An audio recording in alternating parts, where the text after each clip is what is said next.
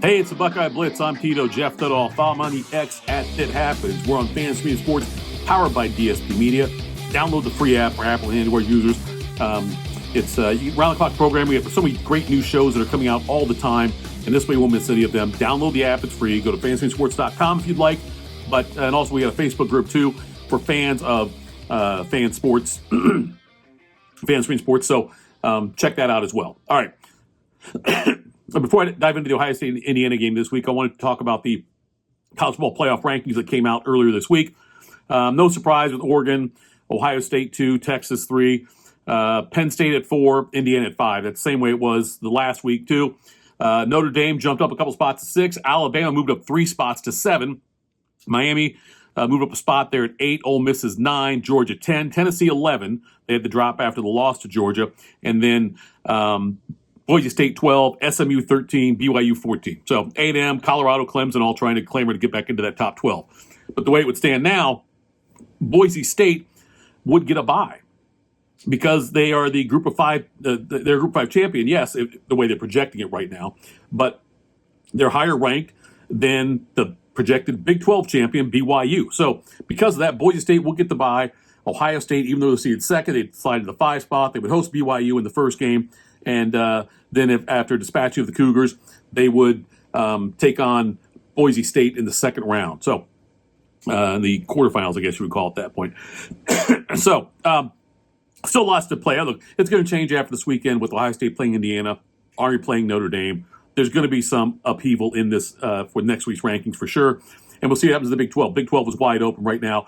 Although BYU and Colorado both control their own destinies, there's a slew of teams with 2 losses that still have a shot at making the Big 12 title game. So, all right, let's talk about Indiana now. It's a huge game this week in Columbus with the undefeated Indiana Hoosiers coming in to play the once-beaten Buckeyes in a matchup of top 5 teams. It's Ohio State's 3rd game this year against a top 5 team. They had Oregon, they had Penn State, and now they get Indiana. And Big Noon on Fox is going to be here. College Game Day, ESPN is going to be here as well. In Columbus, the Black Keys are going to be performing for Big Noon. So it's going to be a crazy day down on campus at Ohio State. This is the 62nd time Ohio State's been on game day. That's the most of any team in the country.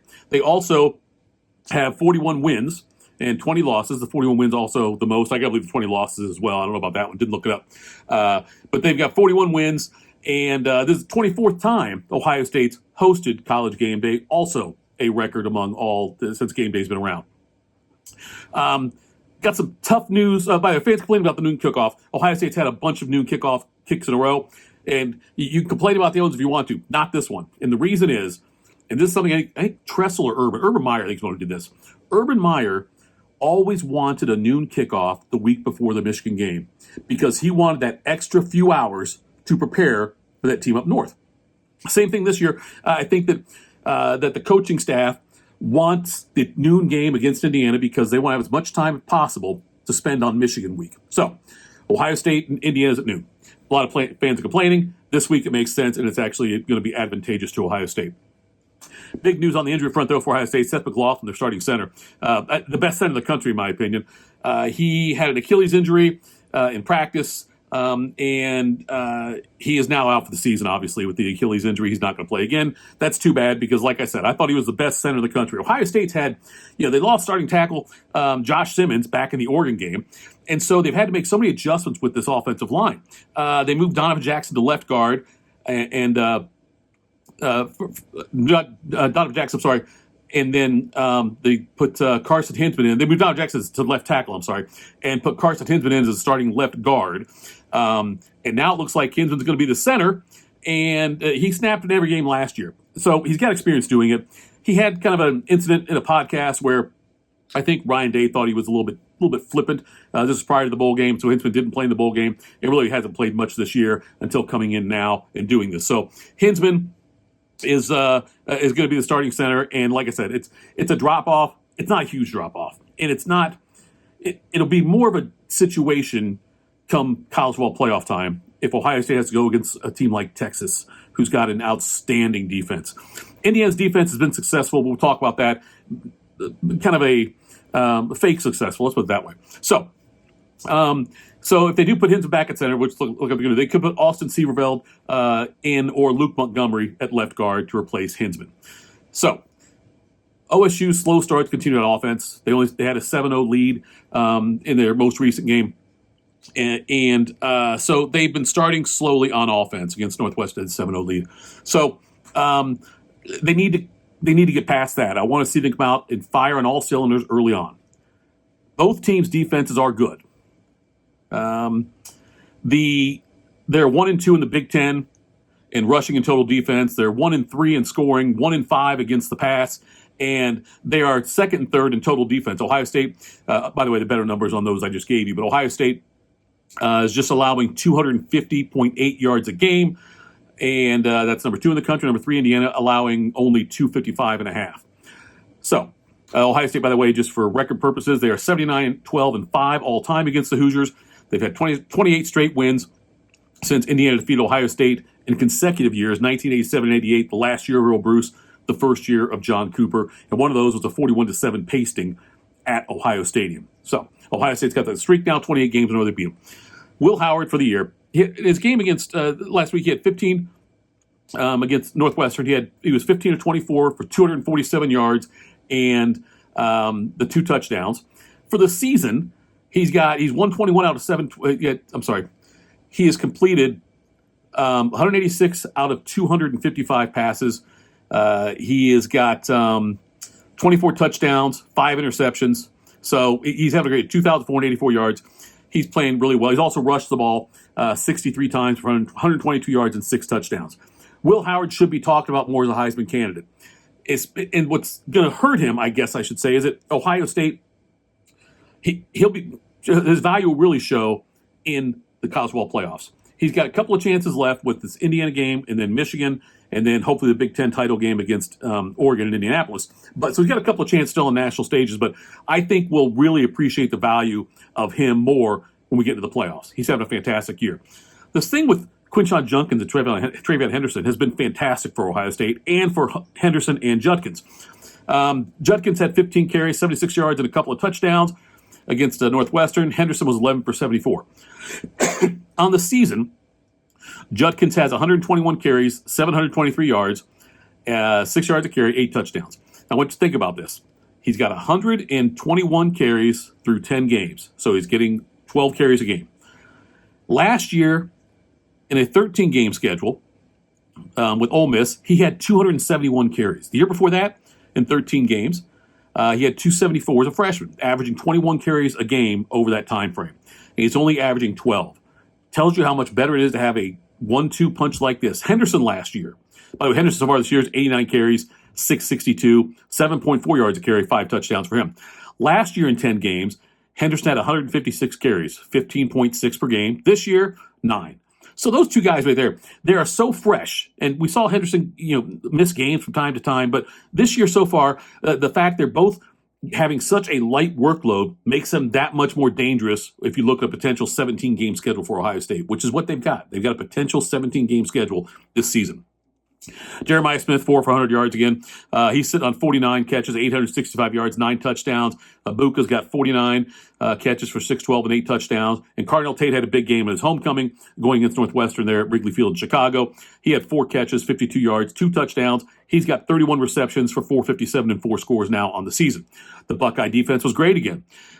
They had 4 sacks in the game. Sonny Styles had 2. He now leads the team with 4. Loved the pressure the defense applied. They started slow again. Northwestern moved the ball against Ohio State easily on their first couple possessions. They shot themselves in the foot with turnovers. Ohio State, they made their adjustments like they always do and kept Northwestern at bay in the win. So Indiana, they're coming off a bye. And Curtis Rourke, the transfer from Ohio University, he has completed 171 passes for 238, for 2,410 yards, 21 touchdowns, 4 interceptions. He's had some injury issues this year. He's not really a threat on the ground at all. He's got 30 carries for 17 yards. Indiana's going to try to run the ball against Ohio State.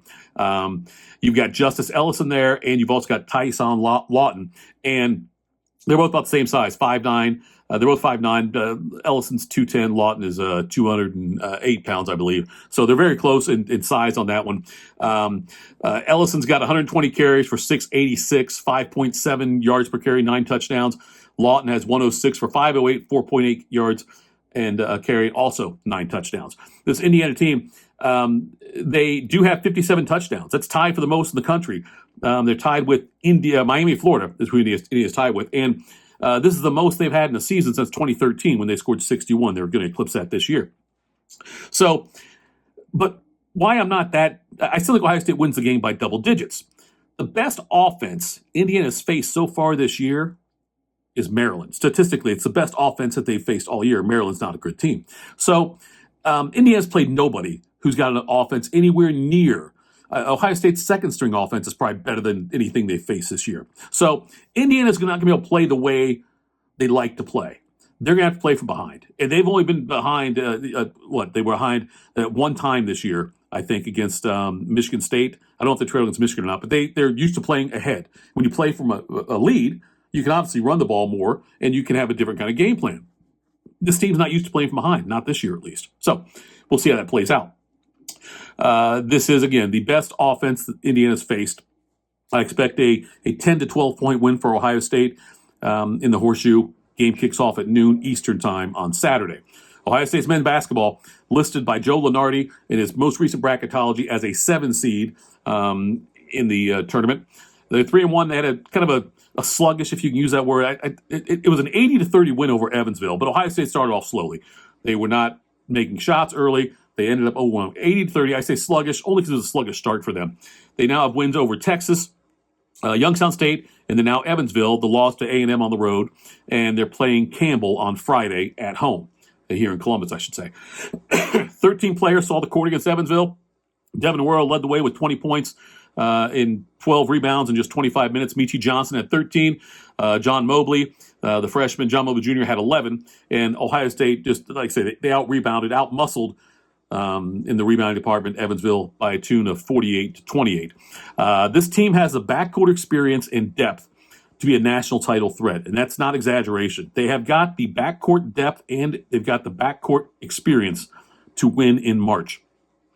And I'm looking forward to what's going to be up to the front court. Look, in the backcourt, you've got Bruce Thornton, you got Mobley, you got Johnson, you got Micah Parrish. The front court, when you got the guys Royal, Aaron Bradshaw, Sean Stewart, those are the guys that are going to have to defend bigs, and that'll be the difference for Ohio State with how far they can go in the NCAA tournament.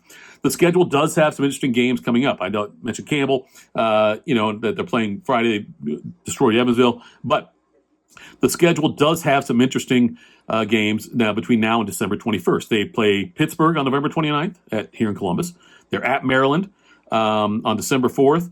They have Rutgers in Columbus on December 7th.